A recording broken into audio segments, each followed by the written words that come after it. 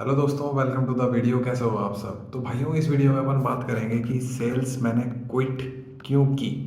ठीक है, इस टॉपिक पे थोड़ी सी बात करेंगे।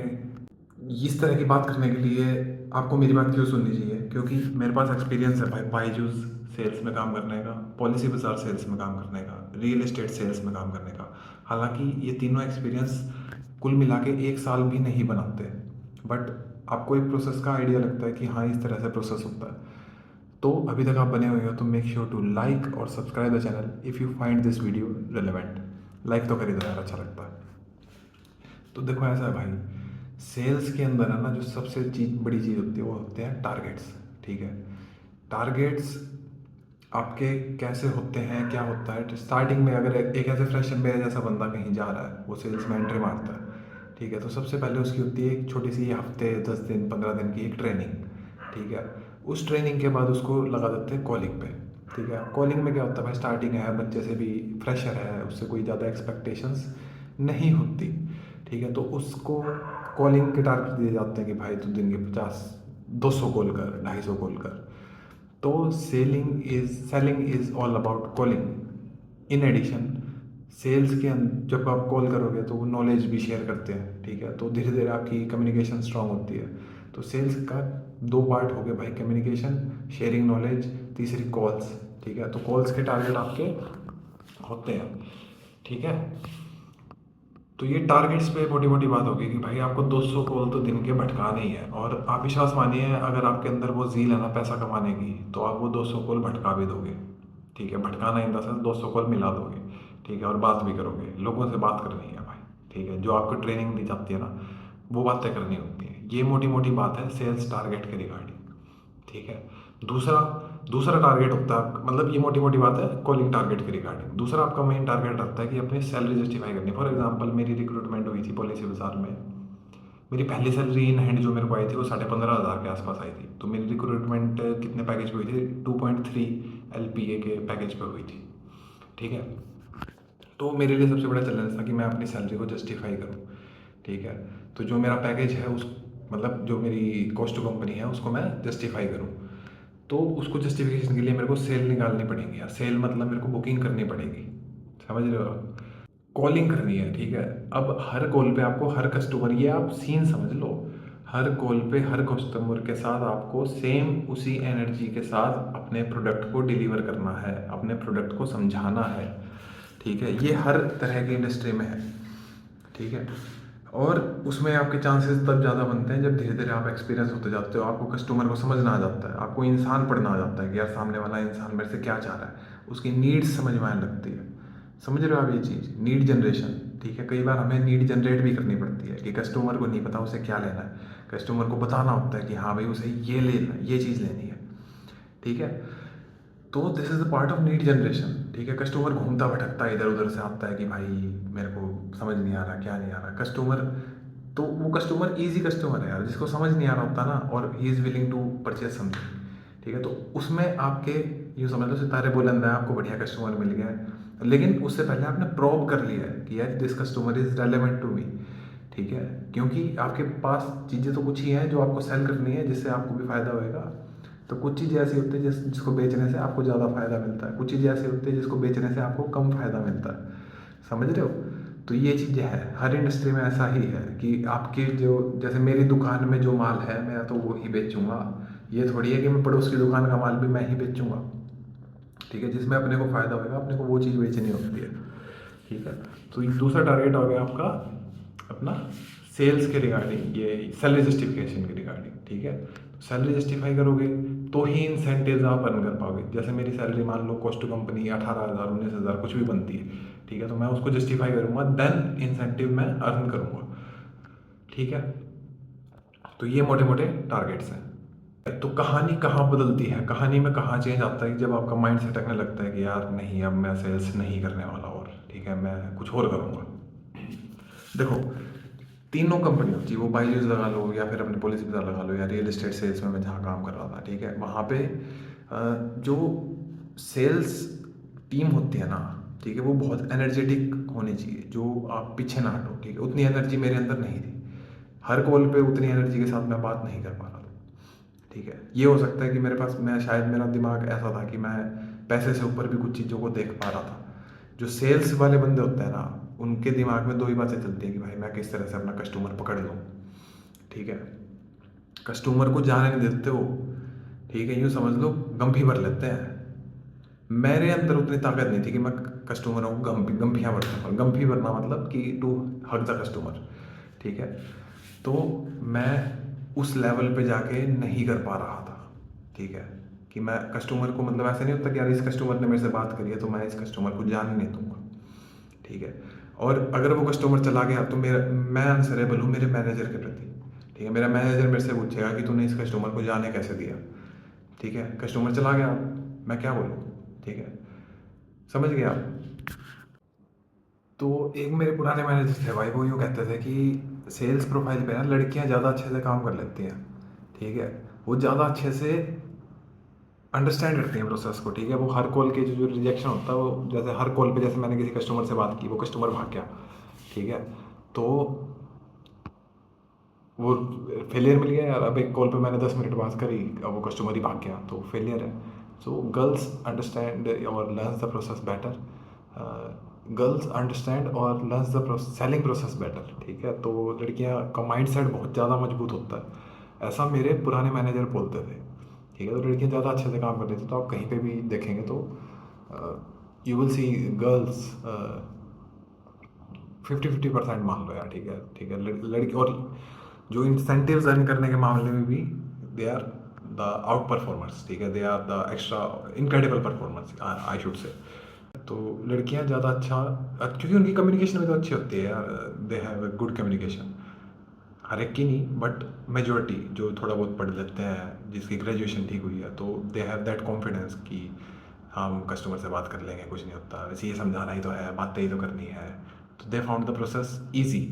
ठीक है, और when you feel that this is easy for you then you will start earning. क्योंकि सेल्स, मेरे मैनेजर जैसे एक टीएल थे मेरे, वो बोलते थे यार सेल्स से आसान कुछ है ही नहीं, कस्टमर से बात ही तो करनी है, रेलिवेंट कस्टमर मिल गया तो आपकी बुकिंग होगी और आपने पैसा कमा लिया। इतना आसान प्रोसेस होता है। दूसरा, जब मैं जी वो मतलब एक कॉमन करके चल रहा हूँ कि जब जैसे टारगेट्स मीट नहीं होते। ठीक है, तो जैसे मैं सेल्स एजेंट हूँ। ठीक है, सेल्स एजेंट के ऊपर आपका एक सब्जेक्ट मैटर एक्सपर्ट हो गया, सब्जेक्ट मैटर से ऊपर आपका टीम लीडर हो गया, टीम लीडर से ऊपर आपका मैनेजर हो गया। ठीक है, तो मैनेजर टीम लीडर को कुछ अपने इंस्ट्रक्शंस देता है, टीम लीडर फिर वही इंस्ट्रक्शन आपकी सेल्स टीम को प्रोवाइड कर देता है कि भाई देखो ऐसे ऐसे टारगेट्स हैं और इस तरह से अपने को अचीव करना है। अब जब वो टारगेट्स अचीव नहीं होते तो भाई टीम का माहौल गर्मा गर्मा जाता है। ठीक है, टीम लीडर एजेंट्स पे चिल्लाता है, मैनेजर के ऊपर टीम लीडर चिल्लाता है, सॉरी अपने टीम लीडर के ऊपर मैनेजर जो बैठा है वो चिल्लाता है। ठीक है, तो वो मैंने इन तीनों कंपनियों में ही कॉमन देखा है। उनको सिखाने का तरीका अलग अलग हो सकता है भाई, टीम को ड्राइव करने का तरीका अलग अलग हो सकता है, but the common thing is क्रोधित होते हुए, गुस्से में इनको मैंने देखा है, लाल पीले होते हुए। ठीक है, और जब मैं इस तरह का सीन देखा, चाहे वो पॉलिसी पे ज़्यादा साल, बाईजूस में तो 10-12 दिन ही टिक पाया था, उससे ज़्यादा मैं टिक नहीं पाया क्योंकि वहाँ का काम थोड़ा सा टफ भी ज़्यादा था। ठीक है, तो हाँ पहले मैं मैनेजर्स का बताता हूँ। तो जब मैंने इस तरह का सीन देखा तो मैं खुद को ऐसे पाता हूँ कि यार मैं ये चीज़ें नहीं कर पाऊंगा आगे। ठीक है, क्योंकि इट्स ऑल अबाउट टारगेट्स यार। ठीक है, आप बुकिंग करो, आप 4 के बजाय 40 सेल मारो, आपका टीम लीडर आपसे बहुत खुश है। ठीक है, बट जिस दिन आपका टारगेट 10 है, ठीक है, आप लेकिन 5 पे बैठे हो। ठीक है, तो आप टीम के ऊपर एज ए, मतलब ये शब्द बोलना नहीं चाहिए बट एज ए बर्डन की तरह वो फील होता है, क्योंकि यार इसका टारगेट पूरा नहीं हो रहा। समझ रहे हो आप? मैं इसको समराइज़ भी करूँगा, आप ऐसी बात नहीं है, इसको मैं अच्छे से समराइज़ करूँगा, आप एक बार थोड़े से बने रहो पेशेंस के साथ। ठीक है, तो कई बार टारगेट्स मीट होते हैं, कई बार टारगेट्स मीट नहीं होते, कई बार टारगेट सरप्लस में चले जाते हैं, कई बार टारगेट सरप्लस का अपोजिट क्या होता है मैं भूल गया यार। ठीक है, तो कई बार टारगेट डेफिशिएंट रह जाते हैं, वो पूरे नहीं हो पाते।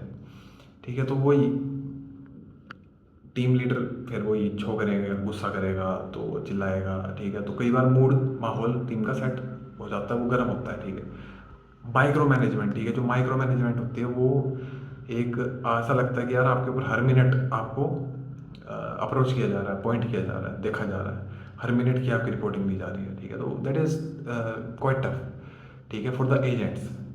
और इन एडिशन मैं ये भी बताना चाहता हूँ कि एजेंट्स के ऊपर जो प्रेशर आता है वो सबसे कम लेवल का होता है, ठीक है। टीम लीडर के ऊपर उससे ज़्यादा प्रेशर होता है, क्योंकि टीम लीडर की सैलरी ज़्यादा होती है यार, ठीक है। टीम लीडर को भी अपनी सैलरी जस्टिफाई करनी पड़ती है। तो इट्स ऑल अबाउट बिजनेस, ठीक है। जिसको बिजनेस समझ में आता है वो सेल्स कर सकता है, ठीक है।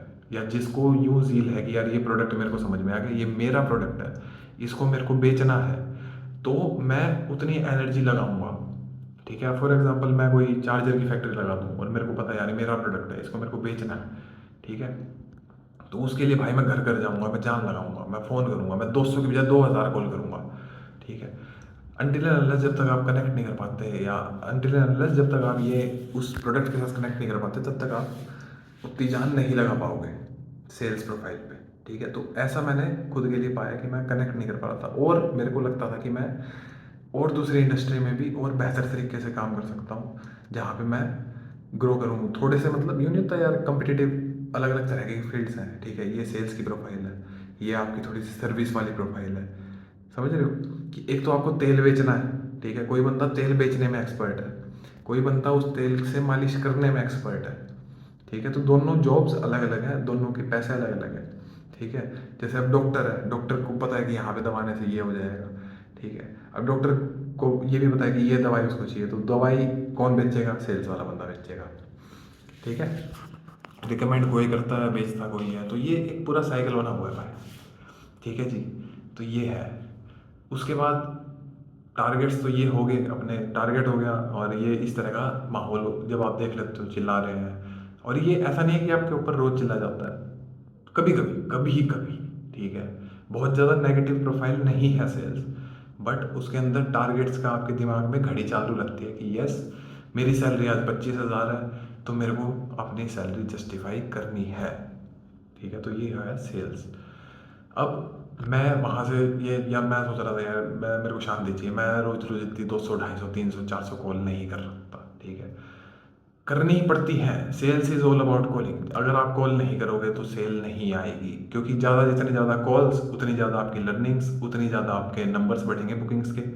तो ये इस तरह से प्रोसेस चलता है, ठीक है। 11 मिनट की वीडियो होगी भाई, पता नहीं कितनी लंबी चलेगी, ठीक है।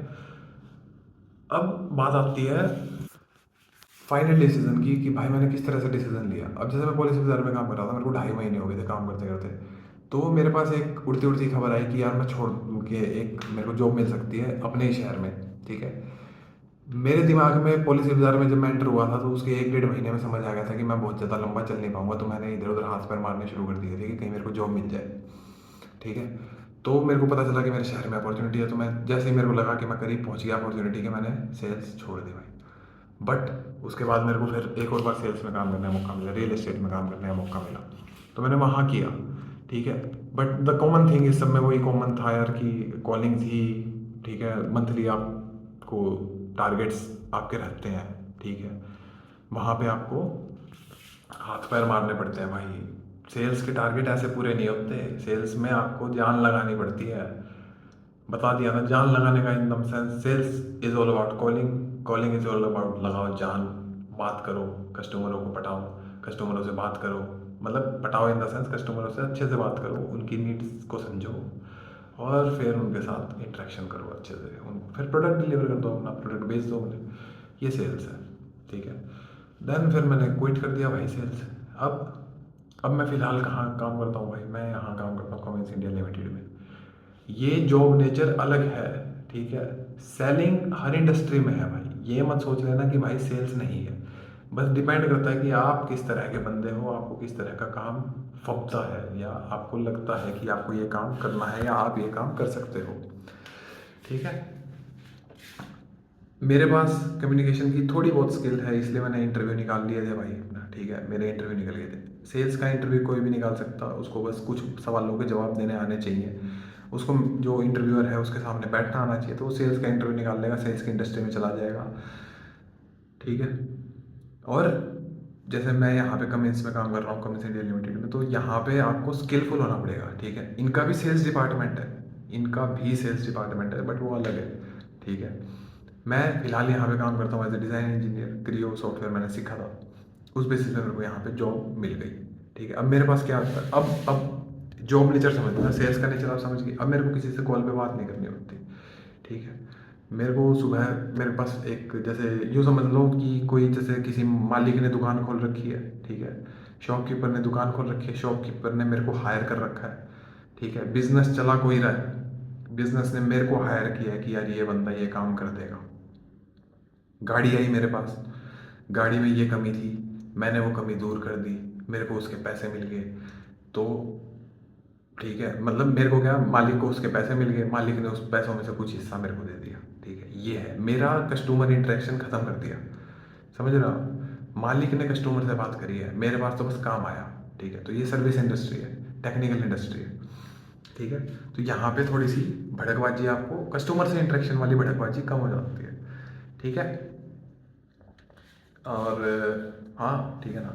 तो इसलिए मैं फिर यहाँ पे, अब मेरे को लगता है कि मैं थोड़ा सा ठीक है, मेरे को अब ऐसा नहीं लगता कि मैं कहीं भाग जाऊँ, ये कर दूँ वो कर दूँ। अब मेरे को ये लगता है कि मैं यहाँ से एक और ऊंचाई पे पहुँचने की ऐसा लगता है कि मैं पहुँचूँ। ठीक है, तो बहुत डिफरेंट इंडस्ट्रीज आर डिफरेंट। एक स्किल वाली इंडस्ट्री जहाँ पे आप इस तरह की टेक्निकल स्किल बना पाते हो, एक ये कॉलिंग वाली इंडस्ट्री। ठीक है, दूसरा, मतलब बातें और भी हैं यार, पॉइंट्स के पॉइंट्स आप बहुत ज़्यादा निकाल सकते हो। ठीक है, आप जैसे सेल्स के अंदर और ये होता है कि आपकी सैलरी जो नॉर्मल बेसिक सैलरी होती है वो बहुत ज़्यादा नहीं बढ़ती। ठीक है, एक्सपीरियंस के साथ साथ बढ़ती है, फ्रेशर को कुछ नहीं मिलता इतना। फ्रेशर को 15,000 16,000, कई बार 8,000 से भी शुरुआत होती है, 12,000 से भी शुरुआत होती है। Depends on the industry to industry. और फिर एक्सपीरियंस बनता जाता है कि भाई 2 साल 3 साल 4 साल 5 साल। ठीक है, तो वो जैसे जैसे आपका एक्सपीरियंस बढ़ता जाएगा वैसे वैसे आपके प्रमोशंस भी होते रहेंगे। टीम लीड हो जाओगे तो आपके नीचे 10 12 15 एजेंट्स काम करेंगे। एजेंट लेवल पे आपकी सैलरी बहुत ज़्यादा नहीं बढ़ती, 25,000 30,000 35,000 तक चली जाएगी ज़्यादा से ज़्यादा। ठीक है, बट अब 35,000 सैलरी चलेगी तो उसको जस्टिफाई करने के लिए आपके पास कस्टमर भी होने चाहिए। आपको ये पता होना चाहिए कि यार मैं, मेरी 35,000 सैलरी है तो इसके ऊपर इंसेंटिव मैं कैसे कमाऊंगा। ठीक है, तो सेल्स बिजनेस है। एक बिजनेस चला रहा है सबसे ऊपर वाला बंदा, एक बिजनेस चला रहा है सबसे नीचे वाला बंदा। सबसे ऊपर वाला बंदा कस्टमर ला के दे रहा। ठीक है, कस्टमर से आपको बात करनी है उसको बेचने का, तो वो आपको उसमें से कुछ हिस्सा मिल जाएगा। तो ये सेल्स है, रोज की लड़ाई रहती है सेल्स में। सेल्स में वही बंदा टिक सकता है। Let summarize the topic. ठीक है, लेट समराइज, बहुत लंबी वीडियो हो गई है। सेल्स में वही बंदा टिक सकता जिसके पास अदर कोई चॉइस नहीं। जैसे फॉर एग्जांपल, अगर मेरे पास रोटी खाने के पैसे नहीं होते, कुछ भी नहीं होता, मैं बातें नहीं कर रहा, मेरा पेट भूखा होता। ठीक है, तो मैं कुछ भी काम करने को रेडी हो जाता, तब तक काम करता जब तक मेरा पेट नहीं भर जाता। ठीक है, जैसे ही पेट भरने लगता है फिर आपको अदर अदर थॉट्स आने लगते हैं। तो मेरा पेट उस टाइम पे भरा था। ठीक है, हालांकि चैलेंजेस हर उसमें हैं। ठीक है, चैलेंज से आप बच नहीं सकते हैं। ठीक है, अनसर्टेनिटी अभी भी मेरे को लगती है बहुत ज़्यादा। कभी भी वो लगता है कि यार कि सिक्योरिटी नहीं लगती। ठीक है, समझ रहे हो आप, ये लगता है कि यार कल कोई कंपनी ने निकाल दिया, क्या होएगा, क्या करेंगे। तो ये डर, फियर ऑफ अननोन, ये these are fear of unknowns. Fear of unknown हमेशा बने रहते हैं। तो अपने को उन फियर ऑफ अननोन्स के साथ चलते रहना है। मैं भी चल रहा हूँ, मैं इतना मोटिवेटेड बंदा नहीं हूँ भाई। ठीक है, कहीं आप सोचो यार ये तो बहुत बंदा मोटिवेटेड है, इसको सारी चीज़ें मिलती जा रही है। नहीं, रिजेक्शंस मिले हैं, इंटरव्यूज़ में बहुत रिजेक्शंस मिलते हैं। ठीक है, चॉइस ऑफ इंडस्ट्री ये डिपेंड करता है आप किस इंडस्ट्री में जाना चाह रहे हो। ठीक है, गाइडेंस, ठीक है, बहुत मैटर करती है। मेरे पास अगर प्रॉपर गाइडेंस नहीं होती तो मेरे को सपना आ रहा था यहाँ पे पुणे में आने का। ठीक है, विदाउट गाइडेंस अपने को एंट्री कहीं नहीं मिलती। ठीक है, गाइडेंस मिली अच्छी, ऐसी रोबस्ट गाइडेंस मिली कि मेरे को यहाँ पे लकीली बाय गॉड ग्रेस, मैं नहीं कहता मेरे एफर्ट बहुत ज़्यादा थे, बाय गॉड ग्रेस मेरे को काम मिला। ठीक है, नौकरी मिल गई। ठीक है, अनसर्टेनिटीज आर ऑलवेज देयर। ठीक है, तो उन्हीं अनसर्टेनिटीज़ के साथ अपने को चलना है। Industries are different. अगर आपको लगता है कि आप, और हाँ, टेक्निकल इंडस्ट्रीज में पैकेज बनते हैं भाई। ठीक है, लोगों के पैकेज बनते हैं, जिन पैकेजेस की अपन बात करते हैं ना, वो पैकेज बनते हैं। और सेल्स की इनकम को आप टेक्निकल इनकम से कंपेयर नहीं कर सकते। टेक्निकली मतलब कंपैरिजन बनता तो है कि सेल्स वाले बंदा, भाई आप यूँ समझ लो, पॉलिसी बाजार में जब मैं था तो एक बंदे ने इंसेंटिव मारा था 2.2 लाख इन 1 मंथ, एक महीने का 2.2 लाख इंसेंटिव। रियल एस्टेट में था तो उनकी इनकम ही पार जा रही है, ठीक है। किसी ने 48 लाख साल के कमाए, समझ रहे हो आप। रियल एस्टेट सेल्स की बात कर रहा हूँ, गुड़गांव रियल एस्टेट 48 लाख साल के, 25 लाख साल के, ठीक है। ये रियल एस्टेट सेल्स के इंसेंटिव हैं, ठीक है जी। टेक्निकल बंदे को उस लेवल तक 25 लाख तक पहुंचने में 15 साल खपाने पड़ जाएंगे, ठीक है। लेकिन उस लेवल तक वो बंदा पहुंचता नहीं है टेक्निकल वाला। सेल्स में ज़्यादा मेहनत करके आप 3 से 4 साल में इस लेवल तक पहुंच सकते हो। ज़्यादा मेहनत का क्या मतलब है, ठीक है। ज़्यादा मेहनत का मतलब है कि कॉल्स, दबा के कॉल्स, ठीक है। जितनी ज़्यादा कॉलिंग, ठीक है। उस लेवल तक जब आप पहुंचोगे, आपके नॉलेज स्ट्रांग होएगी, तो सेल्स में आप बहुत अच्छा खासा मोटा पैसा बना सकते हो। 2.2 लाख रुपए महीना किसको मिलता है भाई, ठीक है। टेक्निकल इंडस्ट्री में मिलता है क्या? और वो भी मतलब 3 साल 4 साल 5 साल वाले बंदे को नहीं मिलता भाई। तो जिसको ये बात समझ में आ जाती है कि भाई मेरे को सिर्फ पैसा ही कमाना है, ठीक है, सुकून किया था कर अब, ठीक है, सुकून छोड़ो। अपने को ये पता है कि सामने वाले कस्टमर को अपने को गंभीर भरनी है, गुपच लेना है, ठीक है। क्लेवरनेस, जिस बंदे में क्लेवरनेस है, बात करने का तरीका है, जो अच्छे से प्रेजेंटेबल है, ठीक है, वो बंदा सेल्स में टिकता है, बहुत अच्छा मोटा पैसा कमाता है, ठीक है। 48 लाख साल के किसको मिलते हैं, ठीक है, ये बता दो आप मेरे को, किस इंडस्ट्री में मिलते हैं, किस टेक्निकल प्रोफाइल में मिलते हैं। 60 साल तक बंदा खप जाता है, 48 लाख साल के नहीं कमा पाता, ठीक है। तो यहाँ पे कमाते हैं सेल्स वाले बंदे, पैसा बहुत कमाते हैं, but they are everyone not make that kind of money, ठीक है। एक एवरेज इनकम भी होती है, एक एवरेज नंबर भी होता है, ठीक है। कुछ स्पेशल बंदे होते हैं जो पकड़ कर जाते हैं, जिनको कॉन्फिडेंस आ जाता है, वो तो बनाते हैं पैसा दबा के, ठीक है। हर एक नहीं बना पाता। एवरेज आप मान लो यार, सैलरी जस्टिफाई हो जाए लोगों की, वही बड़ी बात होती है, ठीक है।